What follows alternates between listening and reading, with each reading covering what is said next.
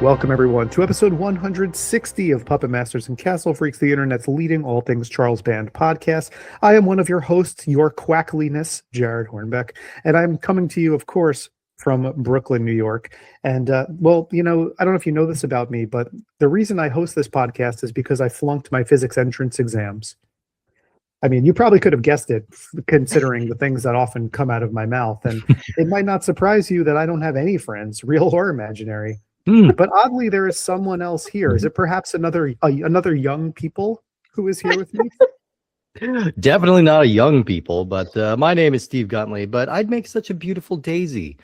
This is the podcast about mirror berries, people, children, and hot human tea. That's because this is the podcast about Magic in the Mirror and its sequel, Magic in the Mirror Foul Play, a pair of Moonbeam features from the heyday of the kid-friendly brand. I would have loved to have been in the pitch meeting for this movie, because I could imagine somebody just sitting down and just saying, okay, so you know how ducks would kill us the moment we turn their back on them, right? Like if they could, these ducks would absolutely kill every one of us. Well, what if? And then we just build off of there. So really, truly weird kids film, and I'm excited to get into. Also excited because we have a returning guest joining us once again, stepping through the mirror. Who's joining us here today? It's me. It's Kelly. I'm the super fan of Baby Oopsie, if you guys all remember that episode. But yeah, I'm here. That's me with some more fucking weird movies. You do have a sussing out the oddballs. Yeah. I think you have a way of finding the real weird. You know what? It has to be said, these were not spinning the wheel. These were conscious choices. Active lobbying for Magic in the Mirror. I am curious, Kelly, did you have a relationship to these movies prior to watching this, or did you just see this cover art and be like, I want in? I feel like I'm going to be laughing and crying the entire time because that's how I feel about these movies, which is like very positive, generally speaking. Sure. And generally, just like me too, yeah. Like very, very positive, very fun, really just bonkers in the best possible way. I actually randomly watched Magic in the Mirror a number of months ago, maybe about 6 months ago, 8 months ago, time has no meaning, and really, really enjoyed it. And then I think Jared and I got to talking about coming back on for another episode, and then checked out the massive list. And I was like, well, Magic in the Mirror, I actually really, really enjoyed, as much as it fueled many nightmares. Can't believe this is a kid's movie. So I was thrilled to come for a double feature. Well, I'm glad you got to experience the entire series in its totality. You have the full arc, the beginning to end, everything. There are no dangling threads left for you for the Magic in the Mirror series. Nope. No, and you're totally right. Like some of the imagery in these movies, I mean, this is taken right out of the Return to Oz school of children's filmmaking. I was really thinking of Return to Oz a lot in this movie. This movie isn't quite as psychologically damaging as that, but I do love a really weird, really dark kids movie. And that's kind of what this is. For all like the Alice in Wonderland kind of like bumbling silliness to it, like there is something kind of inherently demented about this movie that I responded to. I'm like, you know what? Yeah. And this is coming at an era when Moonbeam movies were still being given like something of a budget. This is not at the level of like Dragon World or something like that, where we actually have some production values. This is still, they're pretty limited in what they can do. But they have costumes and they have interesting sets and they have like some couple of real actors, and like it's an interesting little experiment, and I think it's kind of worth digging up here. There's some creativity there, stretching these budgets as far as they stretch them. I do think as we get further into covering this and we get into the second movie, I think it's maybe a little bit easier to see what the limitations of the budget based on, where a lot of those scenes take place and where the bulk of the action in the second movie takes place. But I think for the first one, so I've got a little bit of a throat thing. Listen, I teach children. I'm sick 99% of the time. And I thought this was a perfect, so I made myself a cup of tea to go along with this movie. There you because go. I felt like it was appropriate. I don't usually, with the exception of maybe a glass of water, I don't usually eat or drink during the podcast recordings. Wait a minute. Where's your wife? What's that? Where's your wife? Did you boil her? Yeah, I steeped her for exactly 60 seconds, and she's here in this cup right now. But I thought that was such a fun aspect of this movie, and I was thinking about it. I was like, I kind of want a cup of tea anyway. And then as I'm steeping it before the recording, I was like, wait, this is perfect.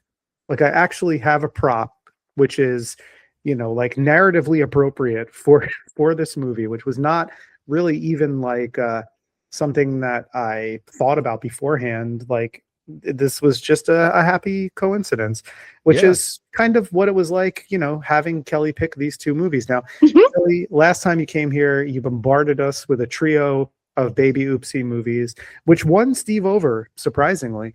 But you made a big impact on Steve personally and on the listeners of our show. And I'm sure they are just curious. I mean, that was back when the show was still in double digits of episodes. And so for the time, well, what have you been up to in this last year or so? A year, Jesus. Time has no meaning. I can't believe it's been a year. Well, I'm still hosting my monthly podcast called Kelly's Taboo Terrors, which looks at transgressive films, or for a more fun way to put it, extreme films, disturbing films. So still loving that. I'm into my second season, and it's bleak, it's dark, it's traumatizing, but that's why I do it. So that's going well. Amazing. Well, I would say this is probably as good a time, Steve, since we've got between these two movies, we've got a lot to cover. Why don't you fire off some stats about Magic in the Mirror? Absolutely. Let's learn a little bit about this first movie, which is just called Magic in the Mirror. It was released August 13th, 1996. It's directed by Ted Nicolau. It's written by Ken Carter, Frank Dietz, and Michael McGann. And it stars Jamie Renee Smith, Kevin Wickstead, Saxon Trainer, David Brooks, Godfrey James, Ellen Takei, Eugen Christian Montriac, and Jon Hajduk, the old beloved detective from the Subspecies movies, here playing the Admiral of the Duck People. You have one of these things in Romania, you're not getting that guy offset. Look, he's always around and he's always welcome. Now, this movie started life as an Empire film back in the 80s. It was going to be called Mirror Worlds. It was going to be written by Ed Neha, who did Troll and Dolls and a couple of classic Empire era stuff. I have to stop you. Please. Everyone, put down your angry tweets. Heather Buckley already scolded Steve about this when she was on. It is Ed Naha. Naha. Oh, I'm so sorry. Ed Naha. I did this last time as well. I don't know. It looks like it should be a shorter A. That film never happened, but the script was completely reworked for a Moonbeam project in the early 90s. Now, originally, Dark Angel director Linda Hassani was attached to this, which would have been cool because she's kind of only done the one movie for Full Moon. Like, we've only got to talk about her once, and it was a doozy, so it would have been cool to have her back. She was going to call this one Mary Margaret's Mirror, but that production ran into some problems. Hassani had to move on. When the project was revived a few years later, Ted Nicolau came on board and directed both films back to back, which is something he's pretty used to doing. He did the same. At this point, he's kind of the best person in the entire crew at working in Romania because he was the first one over there and he's been doing it a lot. And he also shot Subspecies 2 and 3 back to back. So he knows how to economize. Now, the script was worked on by Michael McGann, who also wrote the Dragon World and both Leap and Leprechauns movies for Moonbeam. Ken Carter, he had a few small projects after this before retiring. And Frank Dietz, who's an animator. Frank motherfucking Dietz. I am so happy that we get to talk about him on this show. For anyone who doesn't know who Frank Dietz is, I mean, he's done a lot of different things. He's been a pretty active person for the last 40 years. But where I know him from is a frequent collaborator with the maestro, John Fasano. That's exactly right. He has been in Rock and Roll Nightmare, Zombie Nightmare, and Black Roses, all John Fasano movies. And also, he's also worked more closely than most people with John Michael Thor. Also, than if he's in some of those movies. But this guy, I've watched him a lot in supplemental features. He's a Long Island guy. He's local-ish to where I am. He's just one of those figures who's just in the periphery of B movies for many years, and you endear yourself to me when you're in Rock and Roll Nightmare and Zombie Nightmare and Black Roses. And Steve, I know I don't have to champion Black Roses for you. Oh, Kelly, are you I'm all familiar about with any of these movies? Yes, definitely familiar with all three. Saw I think 2 out of 3, and definitely would also champion Black Roses. Yeah. Oh, that movie is so slept on, and he plays one of the. I think he plays the guitarist for the titular band. He also plays like a 35-year-old high school student. Oh, that's right. He sure does. Yeah. This is what I think it was. We got to talk about him, Steve, a little bit when you and I covered Black Roses on Cradle to the Grave. Yeah. And the thing about him was that the same year or the year before Black Roses came out, like in Black Roses, he plays a high school student.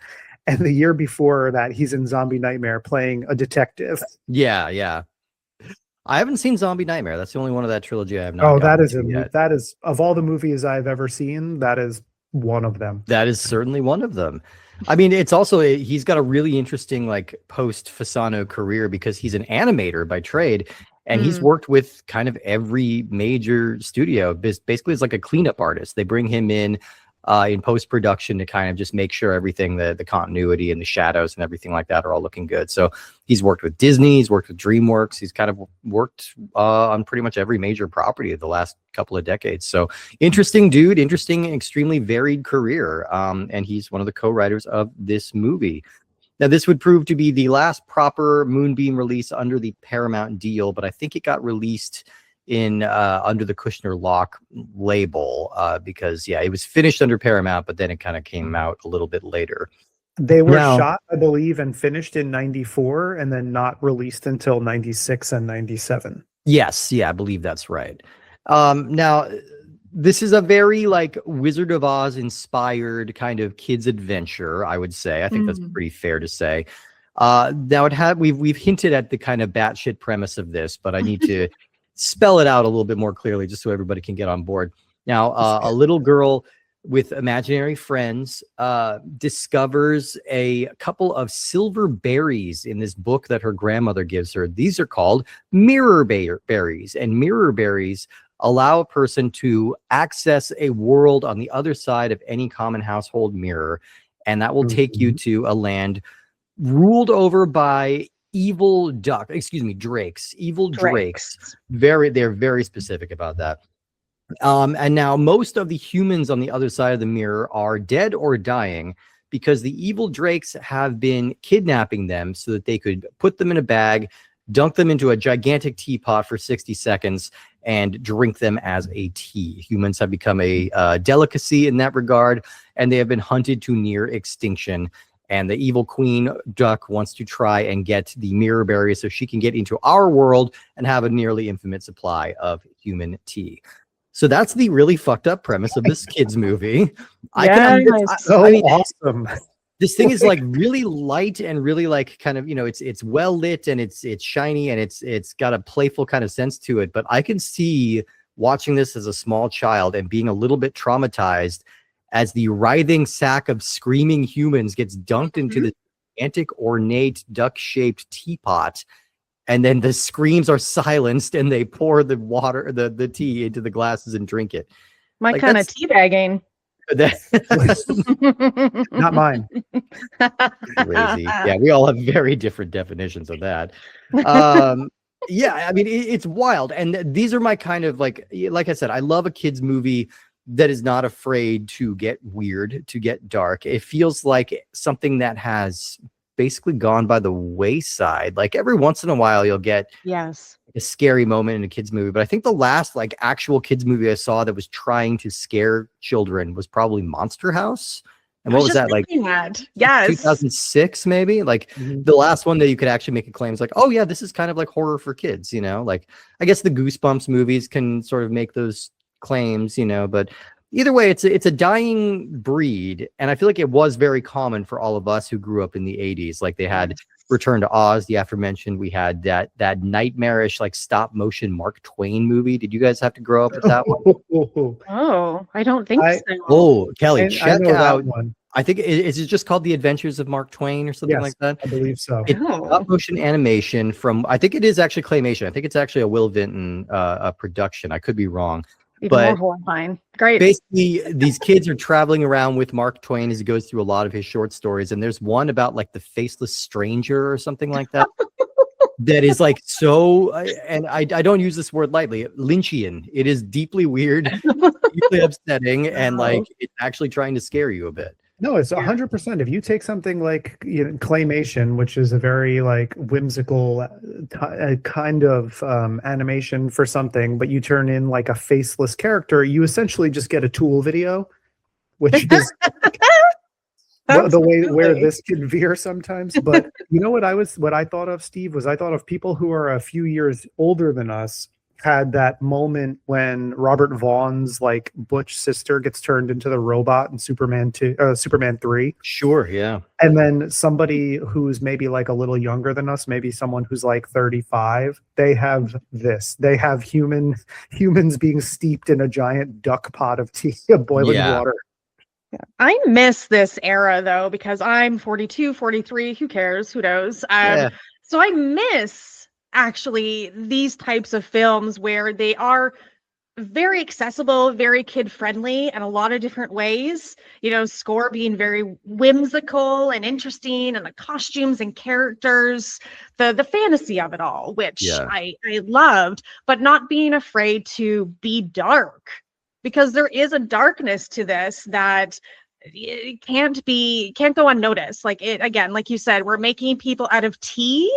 I mean, that's horrifying. But then also the drakes themselves, which are nightmare fuel incarnate. But I miss that. I miss the type of like puppetry or like using claymation or stop motion like that, just to create such weird energy. And I'm just here for it. And when I rewatched this movie, I was like, the audacity, the gumption, the gall. And I miss that. I miss that so much. Absolutely. Yeah. I mean, and this is kind of tapping into that idea. I think the production values here are generally pretty good, although I think the thing I kept going back to, the thing that it kept reminding me of, were the kind of like mid to high range miniseries events on like network TV in the late 90s. I'm thinking Merlin, The 10th Kingdom, like things like that, like basically things that are on the DVD shelf of every girl I've ever dated, and yet I've never watched them. But yeah, it's like they're clearly like done at a budget or shot in like, you know, Eastern Europe or something like that. But there's that was kind of the production value vibe I was getting with this 100%, Steve. And I also felt like watching this, I was about to be told that it was brought to me by a viewer like me, or that this was from the Helena Rubinstein Foundation, because it had a lot of those hallmarks too. And I think the reason why I was getting kind of public access feeling from it was because of the masterpiece theater type performances by like Godfrey James and a few of the other people who were going like really big. And that's I think one of the things I liked so much about the first movie. Now we watched both of these and are covering both of them for this single episode. Obviously, as an adult, your mileage will vary of how much of this you want to sit through, and to do both of these, it was a lot. But at least for the first half, for the first movie, I was like very much on board. And I think one of the things I liked about it was that there was this juxtaposition of these dark, kind of sinister moments. Like you said, it's not afraid to go dark. But then it's the juxtaposition is then that to these very broad, silly performances by some of the characters. And like, I kept thinking, not so much that I miss this specific type of children's entertainment so much, right? But that had this come out a little bit earlier, like had this come out in 1989 instead of 1996, I would have probably been obsessed with this. Me too. Absolutely. Yeah. I think I was slightly too old for this when it came out. You know, so like I wouldn't have gotten it. But yeah, I could see this being something that I got into, or like would, you know, everybody has those like rando VHSs in their collection that kind of mean nothing to the vast majority of people in the world, but like we're just beloved favorites. And I could see this one kind of being in that camp. I hate to do this because I really don't want to like completely deviate and go on a tangent, because I don't know how long this rabbit hole will last, but I've not had the opportunity to do this on the show to this point. But to back up what you're saying, Steve, there were the age of the completely random VHS is obviously a foregone age. And I'll never forget, there was something when my baby brother was really little, when he was like 2 or 3 years old, he was obsessed with dinosaurs. And my mom found this VHS that looked like it was someone teaching about dinosaurs. So she bought it, and she was like, because I had to watch my brother a lot and was left alone in the house with my younger brother. It was the 80s. It was a different time. And so she bought this VHS, and if you get the chance to pull this up on Google or something in front of you, please do. It was called Vitsie Video Sitter, VITSIE, I believe, Video Sitter.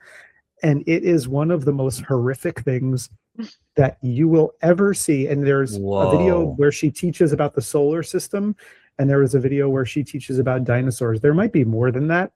But if you just look at images of this thing, it was the single most like random object I think I had in my household, to where our friends my age would come over and we would watch it and riff it Mystery Science Theater style while my little brother watched it to learn about dinosaurs. And it's like the first thing that pops into my brain whenever someone talks about that phenomenon, which was the completely random, like, this is something that should be dug up by Found Footage Festival. Truly. If for people at home, if you're not Googling this, please do so and look at what Vitsie looks like. Vitsie has got these insane like eyepieces on and is dressed kind of like a robot Ronald McDonald. There's all kinds of crazy like green screen stuff happening. Like I could see her like hooking up with Max Headroom. Like that's the kind of energy I'm seeing here. Like Vitsie and Max Headroom had a little side thing. Well, it's funny you say that, Steve, because that's actually what happens in my Vitsie / fiction. Oh, read by exactly. Well, I'm checking your stats here. 0 people. Wow. All right, that's better than I would have expected. Yeah. Yeah. Oh no, we definitely had a bunch of these. Like mine was dinosaur related too. We had a made-for-TV movie called Adventures in Dino City, which was just familiar. A kid gets sucked into his favorite cartoon show, which is like a Flintstone style thing where everybody's a dinosaur. I think we actually might cover that on Cinema Arcade. I believe there was a Super Nintendo game, so I'll have to dust that one off. But yeah, there's always so many of those like weird randos that just kind of mean nothing to anybody else, but you're just like, you grow up and obviously thinking like, oh yeah, of course this is the biggest movie in the world. Like everybody's seen this. And that's why I want to ask Kelly, first of all, Kelly, what was your random VHS that people would have a hard time believing you had? And then after you answer that question, like, I it's so funny to think about, like, this movie. What I love about this movie so much is like the description of it sounds like a fever dream. Yes. And it's like one of those movies, and we all have those movies too, where you're like trying to think, oh, there was this movie I saw when I was a kid, and there was a world in a mirror, and everyone was a duck on the other side, and someone is like, this, you clearly, this was a fever dream. You were in kindergarten. You were on the couch with chicken pox. Yeah. I can't recall actually a random VHS. We definitely had them, but I don't think we actually had one of those gems. And now I'm really sad and like I feel like I missed out on something. I just remember myself as a young teenager starting to collect VHS. So I don't think, we didn't have something like that, which is too bad. There might have been some images, again, going back to some of the more like dark animated movies from that time, like the Black Cauldron, which I feel like I remember flashes and random images of it, and watching it as an adult, loved it as well. But no, I sadly don't have that. That's okay. That's okay. There's never too late to cultivate it. Never too late to, and you could also retroactively just be like, what, you've never seen Kaboinkle Goes to the Moon? Like, obviously you've got to watch Kaboinkle Goes to the Moon. It's the best kids movie ever existed. Yeah. Basically taught me how to read. So yeah, I don't know. I think this movie is really it's pretty sprightly. It moves along at a pretty good clip. Ted Nicolau is just always such a reliable filmmaker with this kind of stuff. And I think he always seems to be enjoying making these Moonbeam movies. I think maybe he just gets a little bit more budget and a little bit more leeway to sort of make it the best, because he did Dragon World as well, didn't he? He did. Yeah. Dragon World is like a movie-ass movie. Dragon World kind of rips. Right. Yeah, like Dragon World could play in theaters. Yeah, but you can tell there are some limitations, because this is a magical world that basically consists of one set and then one field. So it's not this is not the most ornate, like, mystical world. You're gonna have to fill in a lot of gaps. I guess we get the queen's, like, garden, so there's a little bit of that as well, but there's not a whole lot going on here. But I think they're making the best of what they have. I was actually pretty impressed by the duck's brewing chamber. They really built this like life-size duck-shaped stone kettle that they're like lowering people into, and then they've got this kind of ornate, like, little multi-spout thing that's like filling up all the cups at the same time. It was cool. The duck costumes don't look bad either. They're very, very evocative of Howard the Duck. You can see the seams. You can see like the human eyes, like, behind the mask, and the lip syncing never quite works. Yeah. The mouths are kind of creepy. They keep doing that Hannibal Lecter thing every time, like, they want some tea. Wait. I don't do ASMR on this show very often, but I am gonna now. Oh, here we go. Do some duck drinking. Drake. That's what it is. That's what it was. No, I find this movie was it hit on that sweet spot for me, which is a trope that I love and grew up loving because of all these like 80s horror movies and fantasy movies, which is kids banding together to fight evil. Mary Margaret, I hate that damn name. She did a Sounds like good a job. nun. Oh, yeah. I know. Oh my God, Sister Mary Margaret. Oh Sister Mary God, Margaret. she grew up to be that. Just seeing how she is as a child. But I feel like everything was very serviceable. Acting was like watching a Shakespearean play. Everything was big. Why not? Go big or go home. We're talking about people in Drake costumes. It was very fun, and and like I said, it fit that. Kids in these films are not afraid to be brave. And I love that about that. And I grew up with so many of those movies. So it brought me back to, I guess, what I'm saying too long didn't read, is that it felt nostalgic. Besides being the 90s, which is a time period I love absolutely in cinema. I think it's the best time of all time. But I just love the kids like fighting evil, because that's what they do. Adults are too busy with their adult lives, but children have that. They have their own sense of whimsy. They're brave and they're complicated, and they just want to do what's right. And maybe more of us need to, tap into that inner child. Well, totally. And yes, the adults are very busy with their scientific adult lives in this movie, except for the father, Gilbert, who really is just looking for any modicum of attention from his wife. Yeah, I was not okay. So it looks like the wife works in a mad scientist laboratory tinkering with laser beams, and the husband, his job is sitting around drawing flowers all day. Isn't that what botanists do? I'm kidding. Is he a botanist? He's a botanist. Yes, she's a physicist. He's a botanist. And that sounds shady, but it's not. Plants are infinitely complicated and fascinating. But it seems like, I just study plants and I just hang out around plants. He doesn't have a big footprint on this movie necessarily, in the way this movie does kind of the Wizard of Oz thing of double casting, right? So the evil queen is also the evil principal at the girls' school at the beginning of it, and then the good queen, and I'm putting that in heavy air quotes, is also played by Saxon Trainer, who also plays her mother.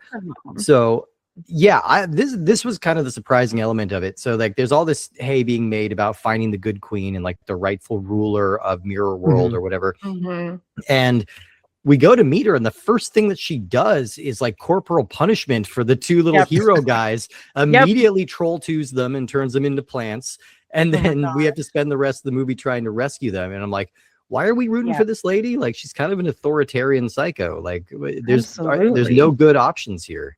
No. And since you just made a pun, I laughed out loud, crying throughout the first one. The amount of puns, the duck puns, tea puns, like all the puns, the plant puns, Like I mean, I get my sense of humor is also that of a teenage boy, but I Sure. just thought it was so clever and funny. And I like puns. I like silly dad jokes. So I thought it was pretty hilarious. No, it is. It's got a lot. I mean, it's definitely pitched at like younger crowds, but it's still Yeah. pretty Well, funny and like, yeah.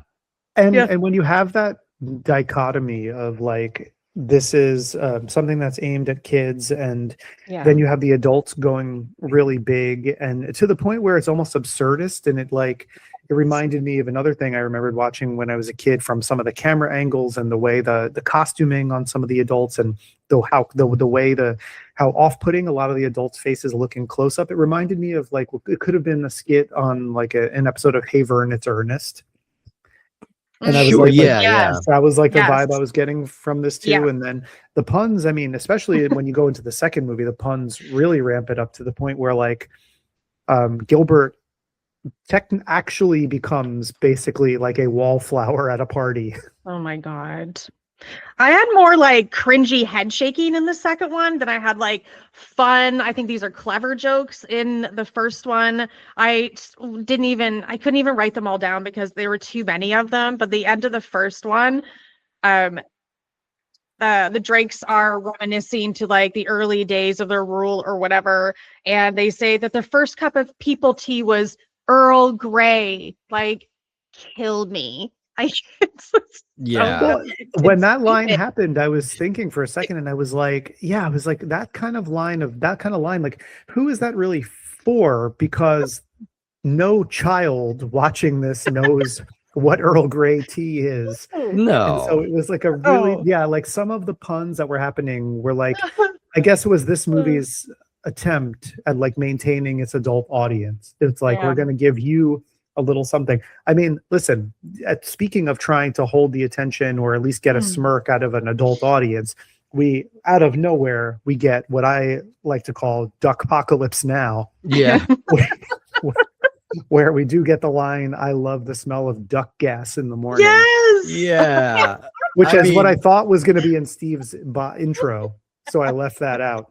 Somehow I missed that line, so I'm glad you brought that to my attention. There's Yeah, many I of thought you them. were going to reference the flying V formation that the Oh my ducks do when God. they go overhead, which is Oh my God. so funny. You can see how it's one of those like, oh, I see exactly how they did this. They had people on the green screen flapping their arms very unconvincingly, and then we just like turn them all on their side, and it looks deeply silly, and then we cut to them like actually flying up close, and it's like, yeah, there's very little energy being put into those flaps. But you know, we were like really there's a forgiving. We were really forgiving in our culture at times like that. Like anytime I Yes. would see these people in costume in ways where the costume isn't 100% convincing, but be like, we're just going with it. Like we're just accepting that this is the world. Yes. It, like it's brought me back to watching, you know, like the Sinclair family on dinosaurs. Although those Yeah. were like pretty Mm. good Yeah. costumes on that show, but the same thing, like the conceit of that, it's like, oh, what's this sitcom? Oh, well, it's just people who are dinosaurs. One of them has a Letterman jacket. yeah. Yeah. More about the story.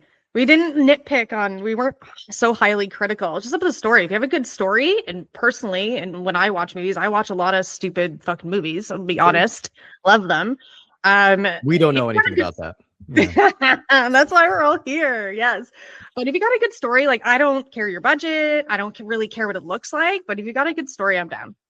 I will say, like, it's been a little while since I've seen a movie that really had like noticeably, like a modern movie that had like noticeably low production values. But I actually caught one the other day, and it was a pretty good movie regardless, because the acting was strong and the script was strong. But if y'all haven't had the chance to catch Beast of War, which is a World War II shark movie from Australia that has truly like a fantastic cast, like a couple of actors that I'm like, oh, okay, I think these guys are going to like cross over into like mainstream movies. But they also clearly filmed it in a pool, and the shark's mouth doesn't move. So like it's just constantly agape. So it's basically just like a maquette, you know, they didn't even bother to like hinge the jaw, you know.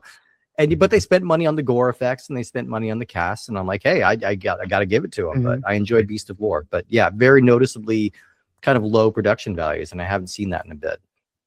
I'll throw out two that y'all should watch. 'Cause I always get really great recommendations from you guys. But two recent watches, horror movies, are Hanky Panky is one. Kind of a filthy. Oh, I think I've heard of this. Oh, what am I looking for? Oh my god. Anyways, it's about a dude who like speaks to his handkerchief in his pocket. It's like other things. There's aliens and it's funny. And then Carousel. Like Carousel. Carousel. Carousel. Yeah, there are three of them. So far, I'd strongly recommend at least the first one. Very funny. If you like this kind of type of humor, I think they're both very clever, very low budget to micro budget. Carousel is about a killer carousel horse, and it truly is just a horse walking around. Sounds great. Yep. This has Seth Green playing a hat. Yeah. Yeah, so that's the Hanky Panky you're talking about, which has to be, just by existing, better than the romantic comedy starring Gene Wilder and Gilda Radner. Kind of has to be. Yeah, man, Gene Wilder for one of the greatest like actors of all time. Like his film career is real hit or miss. It is not. Yeah. It is not a guaranteed good time if you go to a Gene Wilder movie. Like you got to be selective. But you know who is a good time, Steve? Garrett Graham. He sure is. I think that gives us a good opportunity. Like we can kind of like talk about both of these movies as one because they were shot all together. I think, and it's not because with Subspecies 2 and 3, we were continuing a story, right? We were clearly moving from one. There was a cliffhanger at the end of one of them. And this is not the case with Magic in the Mirror. Like the second story didn't necessarily need to be, a shot back to back. But I think they figured we have the cast here, we have the crew. Like this little girl isn't going to be a little girl forever. We might as well just like knock this out. And so they did for a movie called Magic in the Mirror, Fowl Play, which came out on February 11th, 1997. It has the entire same cast and crew, but we do add Garrett Graham to the mix. Now, Garrett Graham.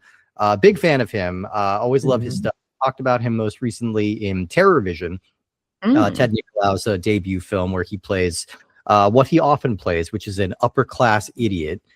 He's so great at playing upper class idiots. Probably most memorably in my mind as the dad on the animated series The Critic, which I think he kind of like stole the damn show on that. He's so funny in that. But yeah, you've seen him around. Like he's in Child's Play 2. He's in Used Cars. He's in a bunch of different movies. So he is the titular Bud the Chud of Chud 2. Right. He is Bud the Chud.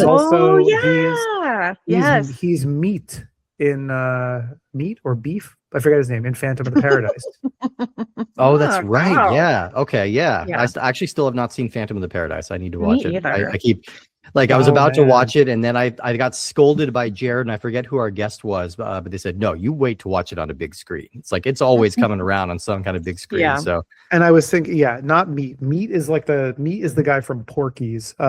Beef is his name in Phantom of the Paradise. Beef. Okay. I will say. Sorry, go ahead. Oh no, I didn't have anything. I think really he's the only big addition here, and he's playing a party planner named Bloom, who's kind of showing up to coordinate this very conveniently timed costume party. And I say conveniently timed because in this movie, we're flipping the script. In the other one, the little girl is going into the mirror world. In this one, the mirror world denizens are crashing a party in our world, which, gotta say, never as fun. Never as fun. They tried this with Never Ending Story. They tried this with a couple of other things. It's like it's just never as enjoyable than getting to go into a magical world, even if the magical world is just a garden and a field. Yeah. Clearly a narrative decision, a creative decision, and not a budgetary one. Clearly, absolutely. We're not running out of money at this time, and hey, we've got a house and a lot of costumes. We've covered at this point we've covered a couple of later period Moonbeam movies, and they basically, I don't think they built this yet, but they basically built a small American suburb in the middle of like rural Romania so that they could shoot a handful of movies here. And this kind of has that vibe. It's like, all right, we've got a suburban looking house. It looks like this could be in Peoria. Let's just like shoot our movie here. Yeah. I don't think that it was built yet, because I know the one you're talking about, Steve, is like the one from Teenage Space Vampires. Oh yeah, yeah. Yeah. So this one, I think, and correct me if I'm wrong, and maybe anyone listening will know the answer to this. It really was this the same kitchen set as Prehysteria and Remote? I'm willing to bet. Yeah, I would be surprised if it wasn't. I think they're just kind of like moving the lighting around and Right. kind of rearranging some of the furniture. Yeah, I mean, this one has a lot of the same strengths as the first movie. I think it still has the same the same kind of playful energy to it. I would have liked this one to go a little bit darker, but we are kind of continuing the thread of like the ducks are trying to turn us all into tea and we need to escape, and then the minor character of Dr. Tuttle, who is like the lab assistant in the first movie, he's now become kind of like the mad scientist character who's causing all this trouble. And we didn't even really mention the mirror minders, but like, how do we describe the mirror minders? They're humanoid, but they've got floppy ears. They've got like big Tim Burton outfits, and they're very like manic and silly and like cartoonish in everything they do. Tansy, who's Tansy. the second in command of the Mirror Minders, the performance by this guy Kevin Wixton.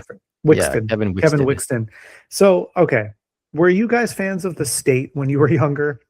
I still have never watched The State. It's a huge gap for me because I was going to say nerd. Michael Showalter does a character named Blueberry Johnson, and I just wrote down, just assuming everyone will know what this means, that Tansy is getting real close to a Blueberry Johnson in this movie with the energy. It's definitely ratcheted up a little bit, and like it is more broad, it is more silly than the first one, and I think you bring in Garrett Graham, and then you bring in, I'm not sure the name of the guy, but his like chef who he brings with him. It's just a lot of silliness there. And you shoehorn Garrett Graham into a movie, you get an automatic star upgrade for me.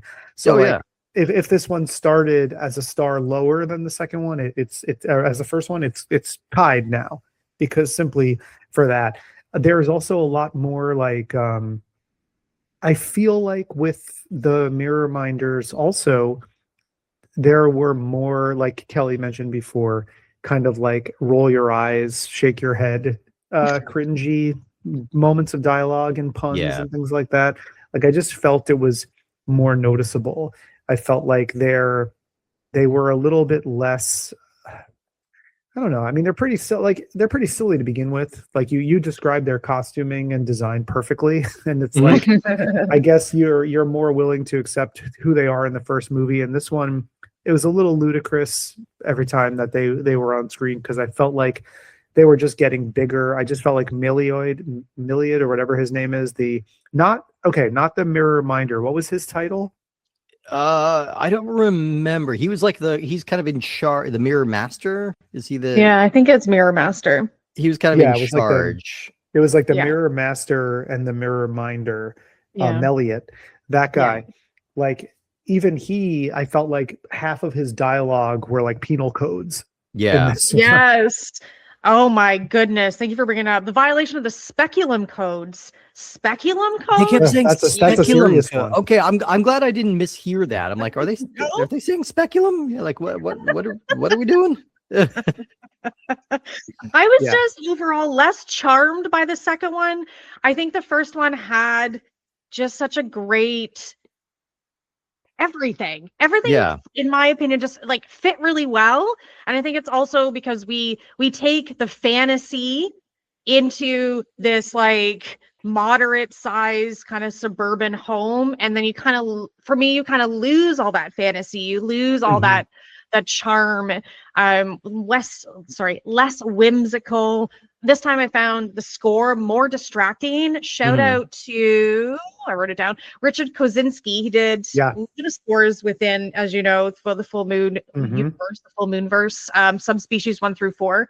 Love those movies. So I loved the score in the first one, but the second one, everything in that movie seemed off. Like I don't think it was necessary. I think we had such a great formula on the first one that we just lose so much of it in the second one, unfortunately.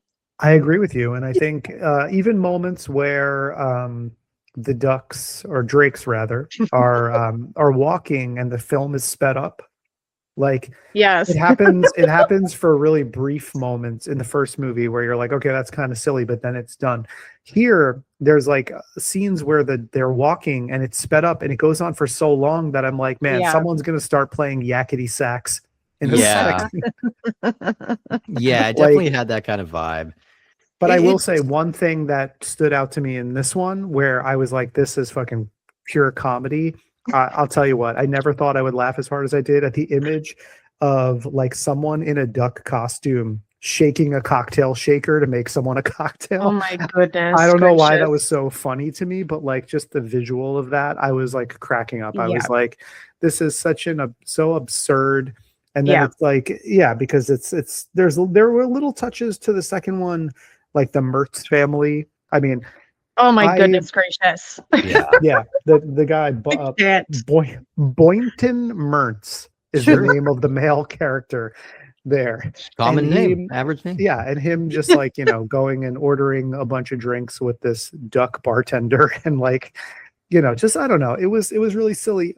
And there's a lot more leaning into the I'm not a duck, I'm a drake, which Yes. listen, I'm no ornithologist. Mm. I'm not. I may claim to be sometimes, but I'm not. But am I mistaken in that a drake is a male duck? I always understood that to be the case. I think I I'm might pretty be sure a confusing hen it with a is a female mallard. duck. A mallard might be a male duck, and then a drake might be a different kind of I'm almost subspecies. positive that a drake is a male duck. All right, let's see. Is a I'm drake I'm sorry male? to even suggest that this movie would have a continuity flaw. Yeah, you're that exactly magnitude. right.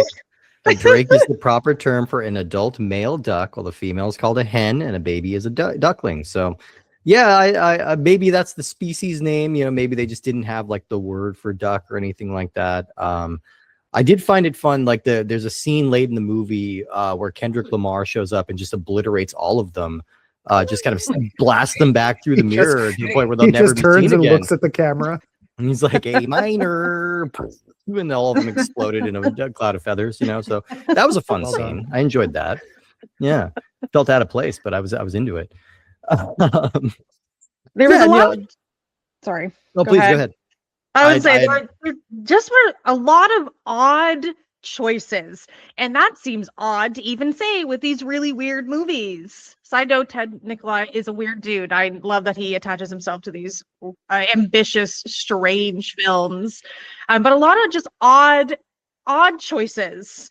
Like that. So the Marriotts, or whatever their last name were, their child Rudy, who is just nonsense. But Didn't need him. later in the movie, they just take Rudy into the mirror world. His parents are left behind. Why did he have to go into the mirror world? Just leave that kid at home. What is happening? Oh, it's Yeah. because he uses his mask to scare the drakes. It just was a little Yeah, they have to set it up so that we need like a kind of a hostage exchange moment, where they need to get the annoying kid back, and so Yeah. reason to sort of drag everybody out of retirement. Right. And I think that's a knock against the second movie too, which is that in the first one, listen, I dislike a precocious child actor as much as the next person, Me too. but I think that the Mary Margaret, or at least the Yeah. performance of Jamie Renee Smith, is like pretty Yeah. good. Like I think Agreed. she's like she's cute and she's kind of spunky, Yes. but she's not annoying.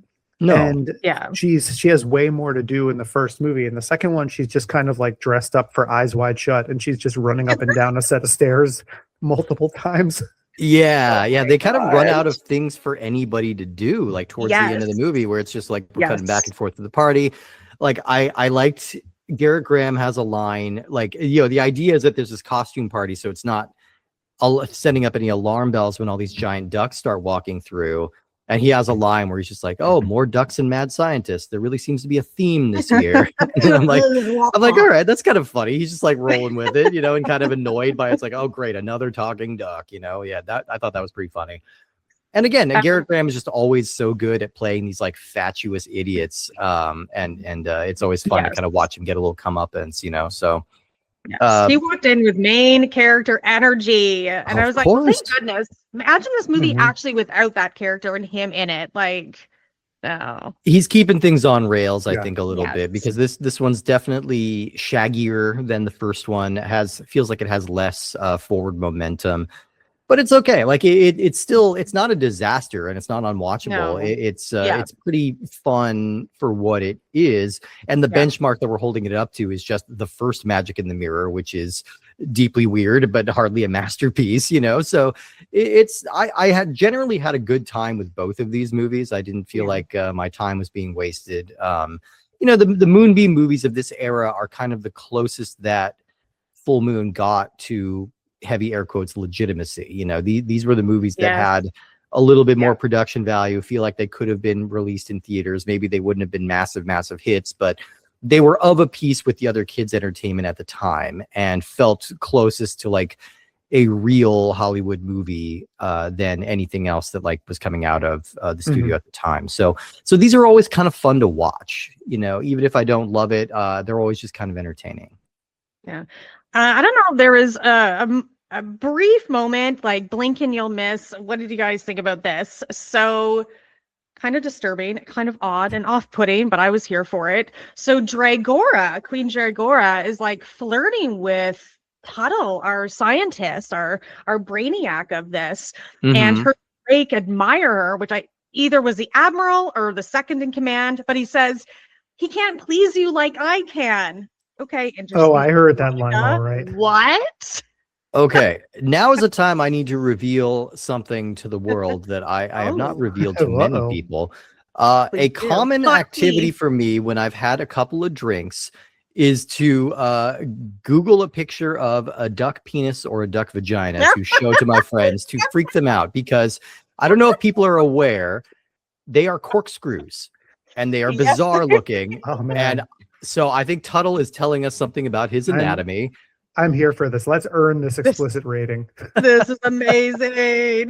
Everybody go home, crack a beer, and Google duck penis. I'm just going to share that with the world now. This is going to be my legacy.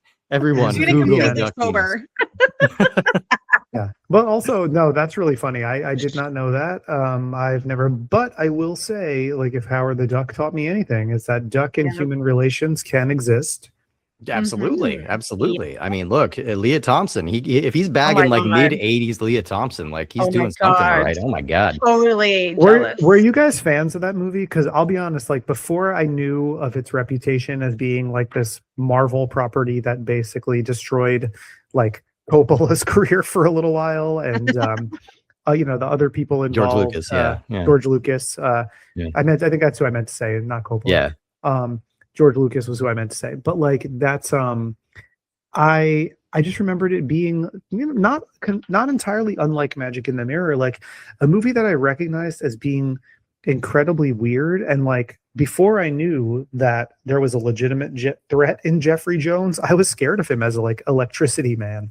Yes, I love Howard the Duck. Watched that so much growing up as a kid. Should I have? Probably not. But my parents were very hands-off. I watched a lot of stuff I probably shouldn't have. There were some very prominent duck titties in that movie. You were probably too young to be seeing those. Yeah. Yes. That was a movie I saw it when I was young. I didn't know it was a Marvel character. I didn't know anything about the movie. And even then watching it, I'm like, oh, this movie's kind of like a disaster. Like I was like something was off. Like and I was having a good time because I was a kid and I was watching a movie.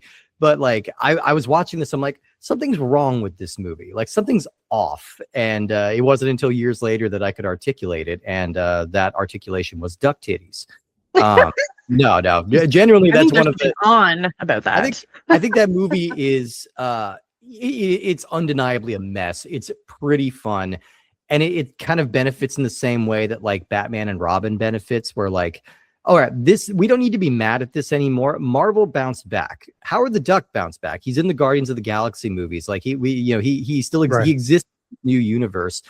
There was a great like run of Howard the Duck comics like a couple years ago that Chip Zdarsky wrote that was really, really fun. Like that character survived.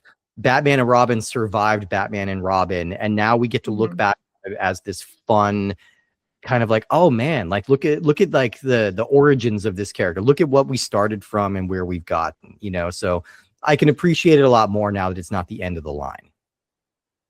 Yeah, Fair. I would agree with that. And Steve, did you see when you first saw Howard the Duck? Was it close to like when it came out, or was it years later? Would you say? It was I was young. It was probably the early 90s because if I'd Okay. I wouldn't have retained anything if I'd seen it in the 80s. Yeah, because I think what you're describing of that moment of like when you have that moment of clarity where you realize like not every movie is a good movie. Like Right. you just watch things as a kid, you're like, it's a movie. All movies are equal. Yeah, they wouldn't let For them make it me, if it wasn't good. right. Yeah. For me, I feel like there was two movies that happened like years, like back to back in 2 years where I was like, this is like maybe not all movies are good. And three if you count Freddy's Dead. Mhm. But like the first one I think was Ernest Scared Stupid, Oh yeah. which I remember watching and being like, I don't know if this movie really works.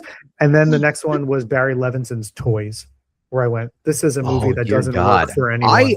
I watched Oh. that like for the first time, like within the last couple of years for my other show, Cinema Arcade, because there is a video game adaptation of that.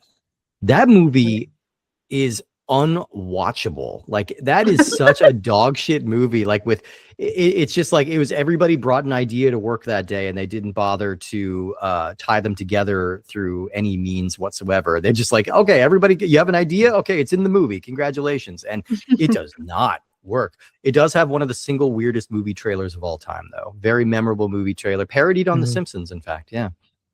Yeah. Yeah. So Well, I have guess you seen Toys, Steve, Kelly? Yeah. oh, sorry, go ahead. Have you seen that movie, Kelly? I'll let you guys that completely in sync. I love that.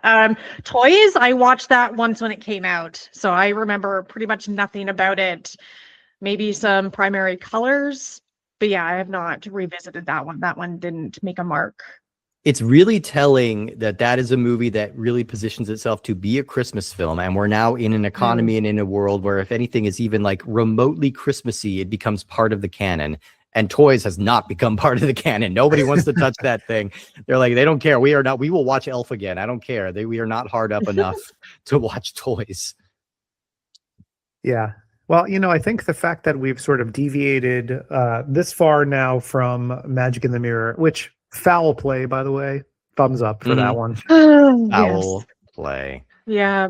It was Look. your only avenue. It was It's honestly, I would not have accepted any other title for that sequel. Nobody's stretching too hard to reach that one. They're getting it, but it's totally fine. Like, yeah, I don't mind. Yeah. I will say in terms of like a a final thoughts thing, I'm sort of shocked at how much fun I had with the first movie. Yeah. Second one, it was like I'd be lying if I said I wasn't sort of like looking at the runtime, like, all right, when do we get to the end of this? But that's more because like these things are not intended to. They may have been like back-to-back production and shot simultaneously or right after one another, but they're not really intended to be viewed back to back like that. And so doing it for the show, I mean, when you're getting to close to 3 hours of this, it's a lot. But for the majority of the runtime of the first movie, I was like, I'm getting, like we said before, some Return to Oz vibes. I was getting like a cool, weird, quirky, dark kids movie with some fun character designing and costuming. Even with like all the references to tea, I was getting a little like Over the Garden Wall like type vibes too. And then I don't know, maybe I am a little bit of a sucker for like a Through the Looking Glass Alice in Wonderland type story. And it was just so bonkers. And you nailed it, Steve, in the beginning when you said, and this was what I was thinking then too, is like, what was this pitch meeting like for this? And I just love that aspect of it because it's so deeply weird. It may not be the best of the Moonbeam movies. Like I think we all kind of land on that. Like Dragon World is a movie that works really well and is the closest thing to a true mainstream movie that they had. But when all is said and done, if I'm talking to somebody about the Moonbeam movies, I'm definitely going to be like, hey, have you seen like Magic in the Mirror? Because that's a fucking weird one. Like, yeah. And the fact that I even had that reaction as opposed to just apathy. I never really know going into these Moonbeam ones, like whether or not I'm going to respond to anything in them. Totally. And Yeah. I felt like there was a lot here for this one. So at least for the first half of it, preparing for this was a nice, pleasant surprise for just how duck shit strange these movies were. Absolutely. Yeah. Couldn't have put it better myself. Well, Kelly, thank you so much for bringing us this fresh bowl of mirror berries and letting us walk through to experience the Magic in the Mirror series. It was always a delight to have you. Thank you so much for being here. Let's remind people once again where they can find your podcasts and all the cool stuff that you're doing. Great. Well, currently I just have one podcast. My run of 7 years, I Spit on Your podcast, ended officially in December 2025. So I'm focusing. Congrats. Thanks. It was a decent run for a podcast. Co-host wanted to move on, and that's totally fair. And so now I can just focus down on the dark, gritty, grimy depravities of extreme cinema. So Kelly's Taboo Terrors is the podcast, comes out monthly. You can just find the pod on pretty much all social media at Taboo Terrors. All right.